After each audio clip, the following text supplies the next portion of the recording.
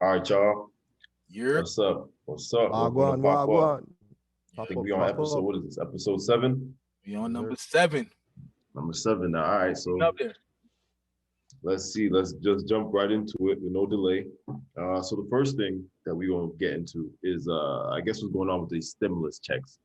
We always every week or every time we do an episode, we try to decipher what's going on with that whole situation. So it seems like things got cleared up a little bit. They cleared things up with the whole TurboTax H&R Block situation, Mm-hmm. and it seems like it's gonna go through. Seems like everybody, regardless of your TurboTax situation, whether your check got lost or not, this week I feel like everybody is supposed to get what's owed. You know what I'm saying? So have y'all heard anything? What's going on that step with y'all? Shit, I got my check today, so everything good Me on too. this Yeah, side. exactly. So I know it's gonna start clearing up. Everybody gonna start getting their stimulus check taken care of. I'm hoping so. But I seen if you go on the website and the show's not available, then you slayed. You got to file the taxes. But Yeah, that's another thing. Good thing you brought that up. That everyone should know that website. I think it's called like the my payment Get where my it is. payment, the IRS Yeah, website. that website's all out of whack right now, so don't rely too heavily on it. If it Facts. says something, if it says like no information available, don't think that means you're not getting your stuff. You know what I mean? Like Yeah, it's that's a fact just because that's what it was telling me up until nah, today, and then yeah. randomly my check just dropped a It couple just of drops. hours Yeah. ago. From what I Yeah, was reading, it's just that the website is so overwhelmed at this point from people checking it, like which I'm sure is true. You know what I mean? So that's why it's like it's just not giving out correct information or no information at all right now. mm-hmm. got you.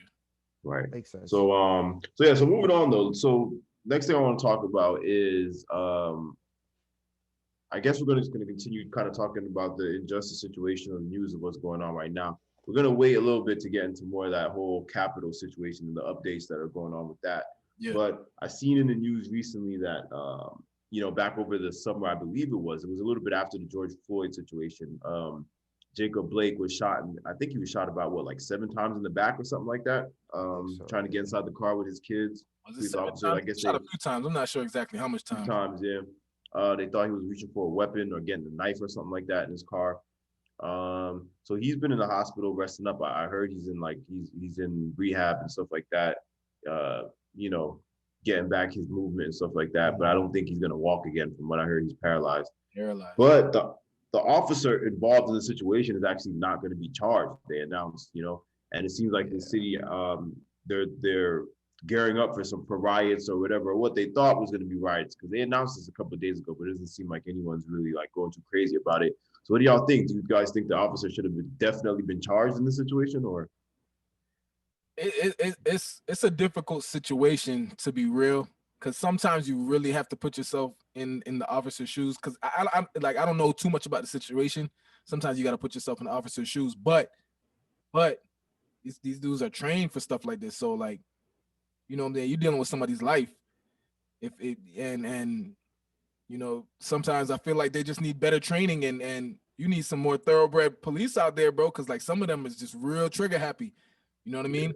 And there's Sure. reports that the cops were saying put down the knife, and people were saying that he didn't have a knife on him.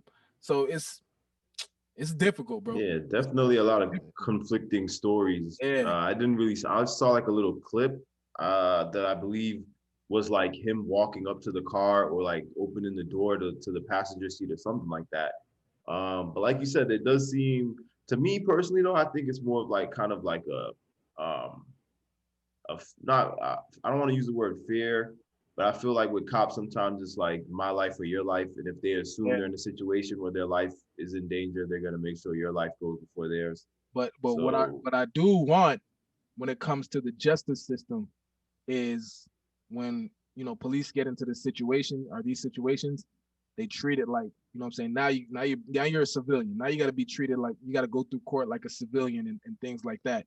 You know what I mean? And if a civilian's getting charged for doing something like that, then the police needs to be charged for doing something like that. But Yeah, like, I also want to add, I do want to note for, what I'm saying, the black community or African Americans in general, African males or African American males, that like if you're in an encounter with a cop, tighten up, bro. Don't do nothing stupid like reaching in your car, because you know that's on their mind straight up. Like, You know what I'm saying? They're gonna Right. shoot to kill. If they That's what I'm feel saying. any little bit of threatened, they're gonna shoot to kill. Yeah. So you need to tighten up You know. and don't be reaching in your car for stuff. That's right. And that's it's a difficult thing to kind of talk about or to like say how you feel, because you don't want to make it seem like you're saying that it's your fault or it's any person's fault that they get into a situation where a police officer, where they end up losing their life, or the cop, there's police brutality involved. But like you said, there are situations I've seen where, the situation could have been, it didn't have to escalate that way. You know what I mean? Like it could have been avoided based on, like the person that got pulled over, the person the officer was speaking to, they didn't move their hands a certain way or didn't talk a certain way. Facts. And I'm sure I can speak for all of us, that by the age that we are, being Black men in America, we done had countless interactions with police officers, whether it be just for a traffic stop or you was actually doing something where they saw you. And I personally have never been in no situation where I felt like the cop was gonna assault me or my life was on the line. You know what I'm saying? I don't think I ever put a cop in a situation where he felt like his life was on the line because of me. So you just got to kind of be on your P's and Q's, and, you know what I mean? Like, and just make sure you, like you said, be aware, because they always looking for a reason. So don't. Exactly. Don't give them that reason. That's it. You know what I'm saying? Stay in your P's. Be smart. Don't give them that. You know that they got a gun. You know that they could possibly shoot and kill you and possibly get away with it. So you got to be smart. Like watch what you say, watch what you do. You know what I'm saying? Just know the situation. Yeah, facts. Yeah. Yeah, so definitely for sure. I think it's kind of crazy that officer is not going to be charged in the Jacob Blake situation, because like you said, I think one of the main things they need to figure out is the consequence. Because if we can't get the cops to stop just doing these senseless killings and too trigger happy.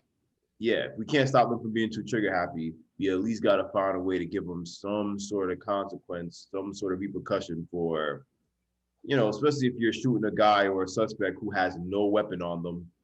Clearly your life was not really in danger if someone didn't have a weapon and you had like a 9mm. And that's my point too. Like, I feel like they need to, like, nobody's being made an example of as far as a cop like failing to do his job, whether it was intentional or unintentional. Somebody needs to be made an example of, just like we've always been made an example of for dumb shit. You know what I'm saying? Like, why can't they be made an example of, you know what I'm saying, for something that they wrongfully did, whether it was intentional or unintentional? Something should be done, man. Like, shit is crazy.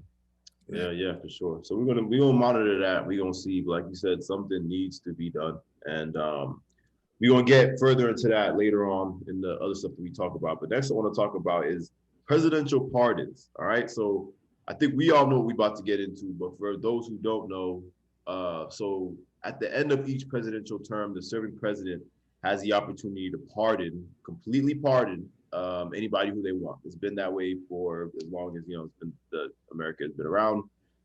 So Trump is coming up on his very exciting, you can call it, end of his last 2 weeks in office. And he's already pardoned a couple people. You could go Google the list and see there's it's quite an interesting list already. But up and coming on his list of presidential pardons apparently is both Lil Wayne and Kodak Black. Kodak Black, who's already serving a sentence for some weapons charges. I think it's well over, I think, a 2-year sentence, I believe. So if he's pardoned, I believe he'll be released from jail like instantly. And Lil Wayne has a sentencing coming up on the 28th, also for illegal possession of a weapon. And looks like Donald's gonna pardon him for that too. What do you guys think about that? Y'all think like this is something Donald Trump is doing just to look cool, or y'all think that he's really, this is the homies? He's really trying to.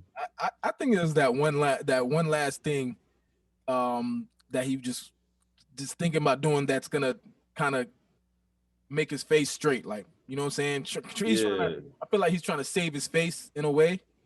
And it's kind of corny to me, you know what I'm saying? Like, Lil Wayne and Kodak Black. That's who you choose to pardon. Like nobody. I mean, like I said, the list is they're not. The list is like it got to be at least only like two. 10 some people. Okay, so only No, that. yeah, there's a couple. He's already pardoned like at least a good 10, I think, more than 10 people. Got you. And then he just has a couple more to get off before he's out, so they're just on the list. But so Kodak Black actually, I don't think he's ever actually met Donald Trump in person. Mm-hmm. He's just been tweeting a lot from jail, like, President Trump, pardon me, you know what I'm saying? Let me out, whatever. Yeah, no, I think I seen somebody tweet for him. There's like, yo, it was Lamar Jackson. Yeah. You didn't say Donald Trump pardon Kodak Black. Yeah. But Lil Wayne has met with him during his campaign. They had like a meeting together and took a photo together and all that. Yeah, and I'm glad you mentioned that because I feel like that's probably one of the reasons why maybe Lil Wayne was thinking ahead of time. You know what I'm saying? Yeah, that's what I was thinking. You know what I'm saying? Thinking like, yo, if I could get this nigga to, you know what I'm saying, he could probably pardon my charges. So like, yeah, he's probably niggas might hate me for this, but they gonna understand why in a couple he's like, months. I need to get out of jail. So.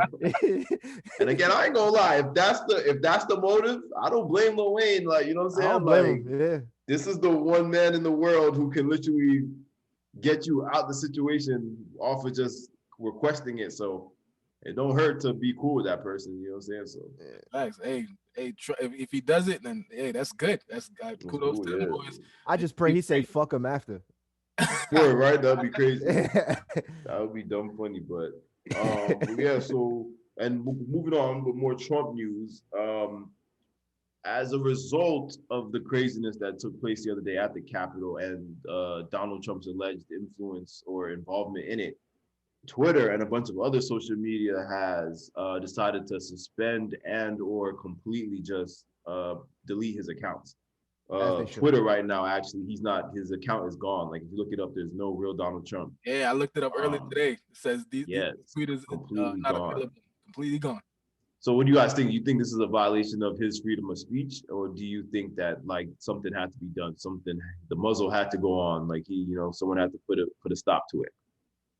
I think it was necessary because whether or not he was down for these protesting and the riots, man, this man right now currently, I mean, he's the president of the United States still, and very powerful.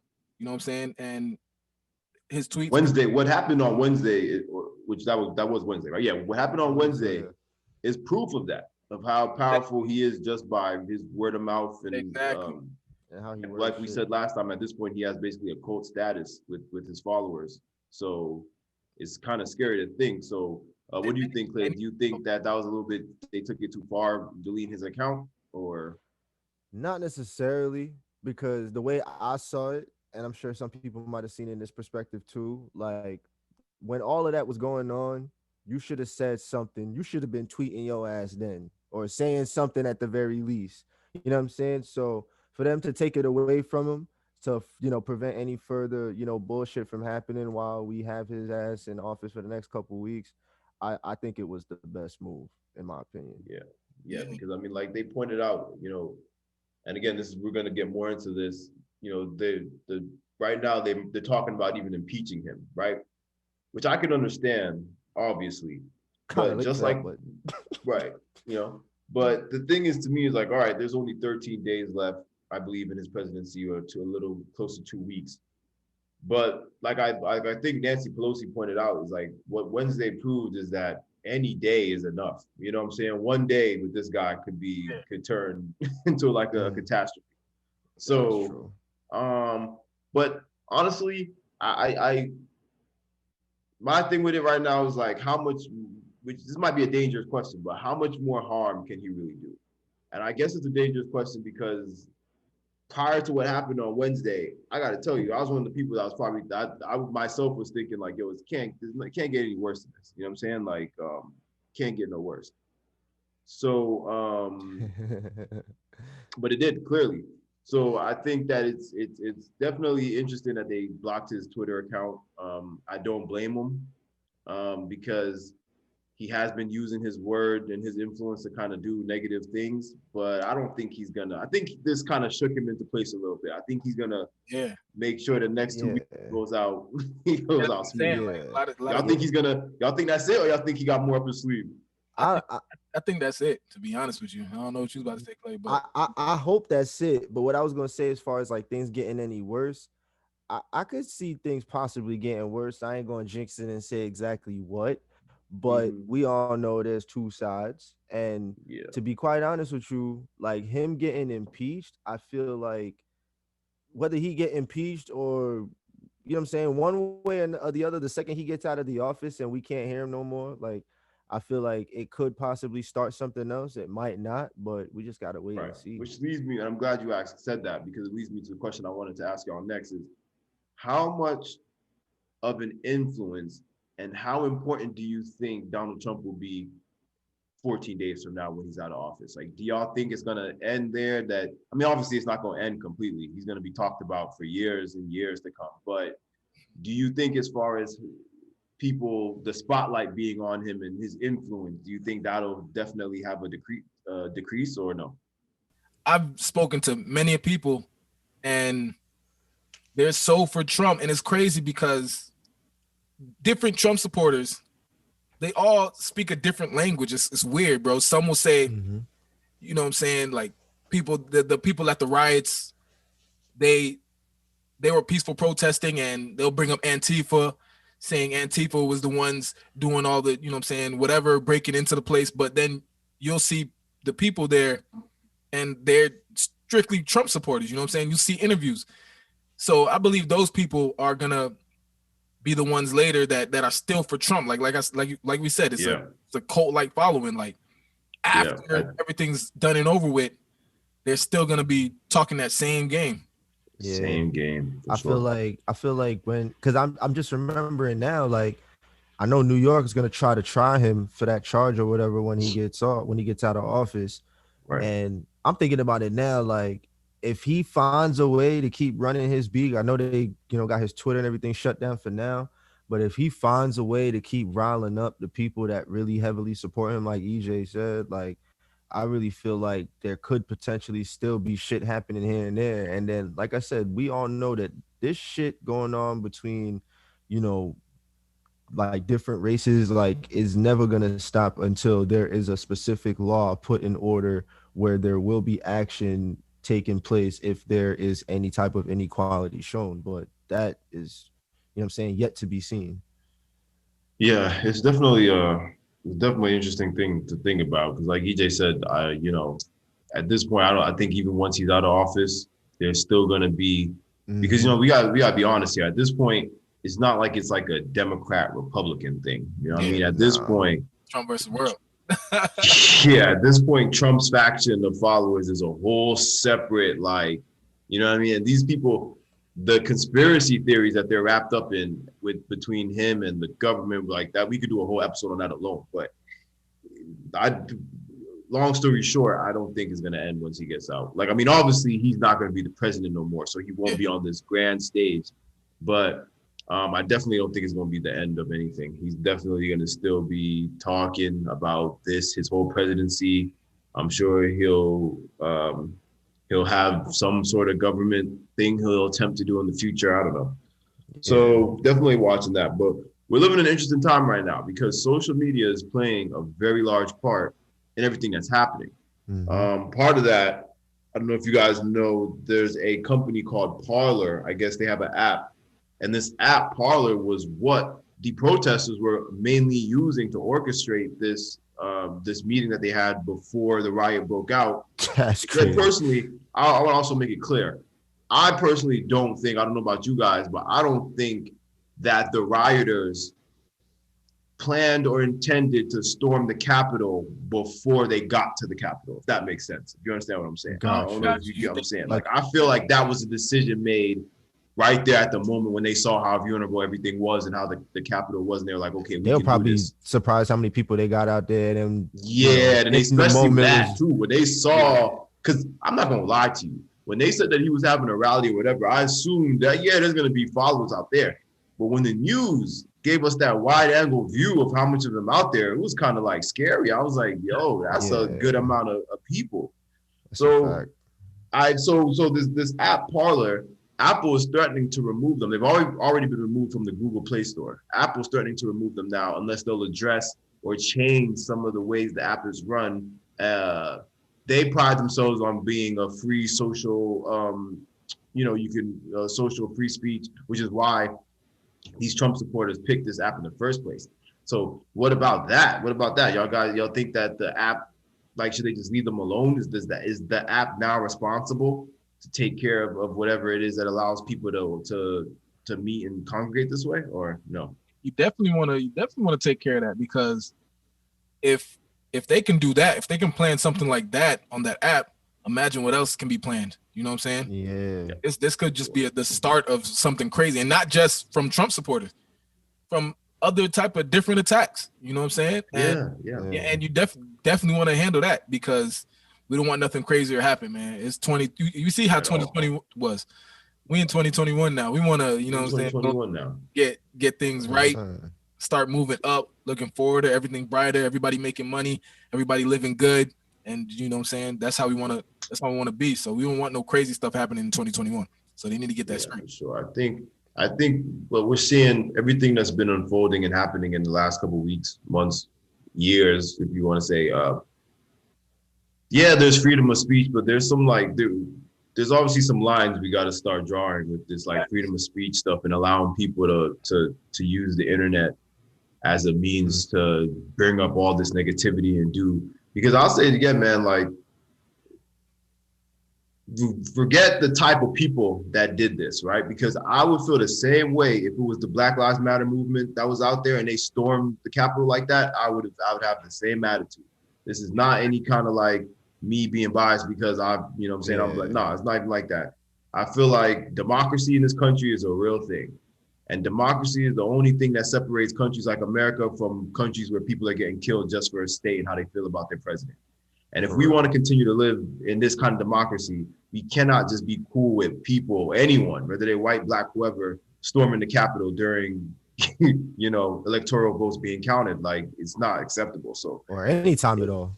At any time at all. Yeah, at all. Exactly. Yeah. So if whatever things, just like how we had to learn from situations like 9/11, that a cockpit needs to have a certain knock before the pilot opens it. Yeah. This situation, I feel like, is going to bring on things that we're just going to have to adapt to. We're going to have to make new rules, and people are going to have to live with it. Yeah, I'm kind of getting tired of everyone throwing out this freedom of speech. I could do whatever I want, because nah, bro. No, exactly. And I'm glad you said that, especially about 9/11 too, because I was watching ESPN, and I don't know the journalist, but he was saying that he grew up in DC, and how before 9/11, it was so open. You can walk through the Capitol field, walk by the White House and see it up close and stuff. But ever since 9/11, things are way more secure. Things are way more uptight. So the fact that we're already on high alert because of all the other things we got to deal with in the world, it's it's crazy. Way too uncalled for. It's too uncalled for. So there has to be some sort of reform, or some sort of them getting things straightened out. And so let me ask you, do you guys, if say it wasn't for social media, right? Or if say social media wasn't as big as it is, or as accessible as it is, do you think what went down Wednesday would have went that way? Do you think it would have been as big? Do you would have think it would have been as successful? Nah, I think with the fact of just having TV alone, and the fact that Trump would still be able to voice his opinion the way he has been, I think it definitely would have, still gone the way it has. You know what I'm saying? And probably would have been more. I mean, everybody had their damn phone in one hand and was doing some other shit with the left hand. So if everybody had another free hand, probably would have been more shit going on, to be honest. What I could say to that is I don't know if y'all seen The Social Dilemma, but something like this, I don't think it would be like that. And a lot of situations wouldn't be as crazy as they are in protesting and riots. The reason being is because I believe social media, and just social media itself, has so much BS in it, you know what I'm saying, that it's really hard to find the truth. You know what I'm saying? Word. So I don't believe as many people will be mixed up in conspiracy theories and believe exactly.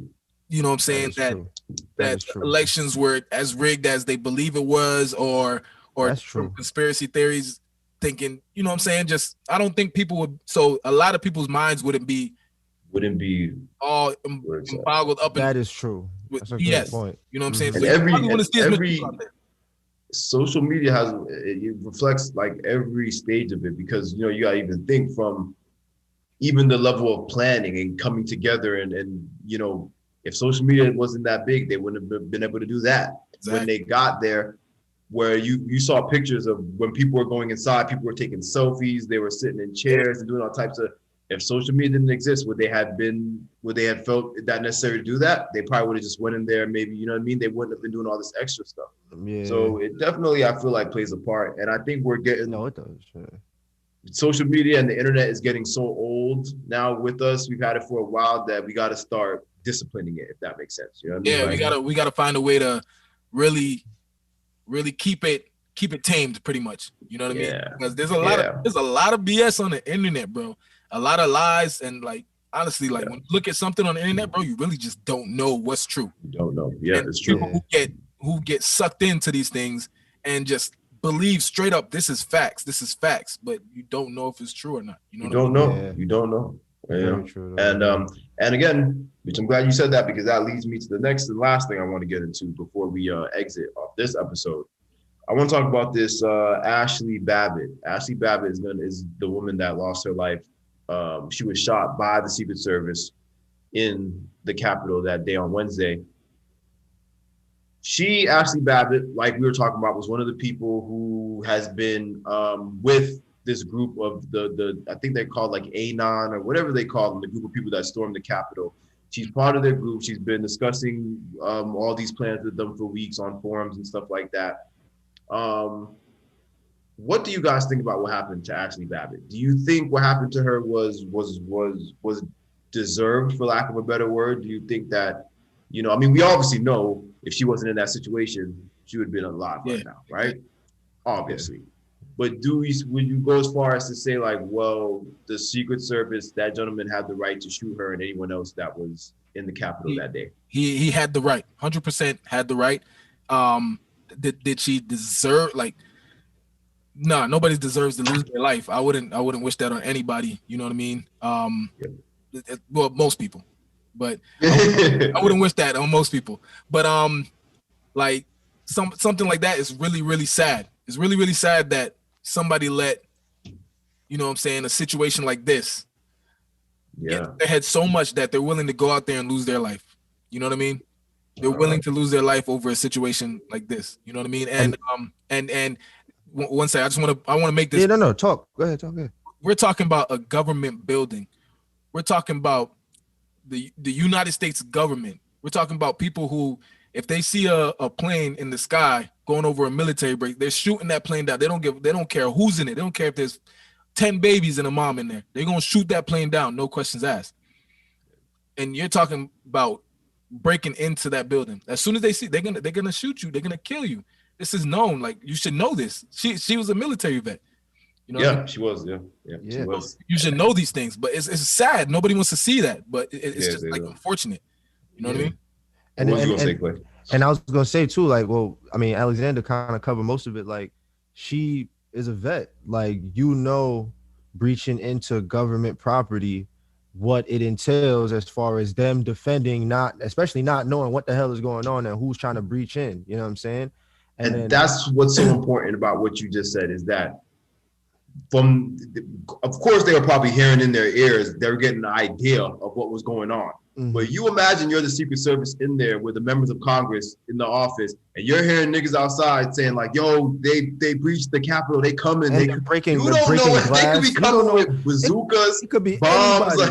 That's what I'm saying. And then not only that too, just like EJ said, you let this poor woman and everybody else out there who didn't know the half of what really is going on, they just getting caught up in what this man Trump is saying. Like, you got her going after the same country she fought how many years for? She was in the military for like what? Like, come on, bro. I don't know fought for the country for how many years, and now you got her fighting against the same country. And that shows you. You know what I'm saying? That shows you the dangers of why somebody like Trump shouldn't even be allowed to become something like president to begin with, because words are powerful. Like, words, the quotes are real. Words are powerful. Cult leaders have existed. There's people that will follow the words of one person if they believe it strongly enough. And like you said, this woman and all these other people like her that got so caught up on this man telling the nation that they were victims to a fraudulent election, believed it so to the point that these very people that even fought for their country at one point now have it in their head their very country's against them, and that it's now their job to eliminate the problem with the country. That's civil war. That's literally that's how genocide begins. That's how all these kind of things happen. And again, the reason why this is so crazy is because all of these words are words that are not usually used with America. They're not associated with America. Like we don't, you know what I mean? So I definitely think social media has a deep influence on people right now. And it's everything, because right now social media is like because people will go find like minds and conversate with like minds, and then they'll together create crazier ideas. And that's how it happened yesterday, Wednesday. That's how it happened. And now you got like minds, all Facebook friends, and boom. Now you got super crazy conspiracy theories. Super crazy. And like EJ said, right? Like he just said, this at the end of the day is a government building. Say what you want. Like I said the last episode, say what you want about the Black Lives Matter movement, like them or not, right? What they did and everything they did was on the streets. If you want to associate the looting and the riot with them, fine. Mm-hmm. But I want you to compare looting Foot Lockers and sneaker stores and clothes stores to storming the nation's capital. I feel like we're a broken record here, but it's apples and oranges, bro. It's not the same thing. It's not the same thing. And like I said, if any member of Black Lives Matter, any liberal movement pulled what these guys pulled on Wednesday, I'd say give them the same fate. They all need to be, the law needs to handle them. You know what I mean? To the full extent. They need to be persecuted, because you can't do things like that. And some of them that have been arrested and are being charged are trying to use the defense that, well, it was several people storming it, so we didn't know that we weren't allowed to be in there. But come on, like EJ just said, we all know that you can't just walk into the Capitol like malicious reasons. We all know. Y'all played Grand Theft Auto when you flew over that base. You hit 5 stars, but 5 star like that. Instantly like that, boy. They're getting you. And that's why it's so crazy. Our modern world is like our own demise, because like EJ just said, anyone that's even played Grand Theft Auto knows how this goes, man. Like you know what's up. Like don't. And them niggas is not pulling up on you like freeze. Them niggas pulling up. Right. Asking questions. They're trained to kill on sight. No, and that's the crazy thing. And now that could be a whole nother argument, because like we already saw, the response on Wednesday was not what we thought it would be. It wasn't as aggressive as we thought it would be. And, which I think in part that too was because the president was having them hold back. The military is under his command. So definitely a lot of crazy developments going on. The government's definitely shaking up right now. Mm-hmm. We'll see how things go in the next 2 weeks. I don't know if you guys have anything else to say, but I think that's a good spot to leave it at until we pick up next time. Yeah, we can leave it. I pray next week we get a little more happier news and more comedic news. Yeah, exactly. You know what I'm saying? Than this stuff, because it gets tiring talking to people about this, especially when, people got different views and it, it gets kind of annoying and tired talking about it. You know what I'm saying? It does. No, it definitely does. It does. I am praying for better news and praying for the country, praying for the world, as we all should. And shit, we honestly need to smile a little bit though, because we got that stimmy, so it's all good. Sure, at least all right, y'all. So that's it for episode 7. We'll see y'all episode 8. Yes, like, comment, subscribe, all that. Stay safe, stay healthy. You already. And thank you for tuning in. That's the most important. Big facts. Much love. All right, much love. All right, y'all boys.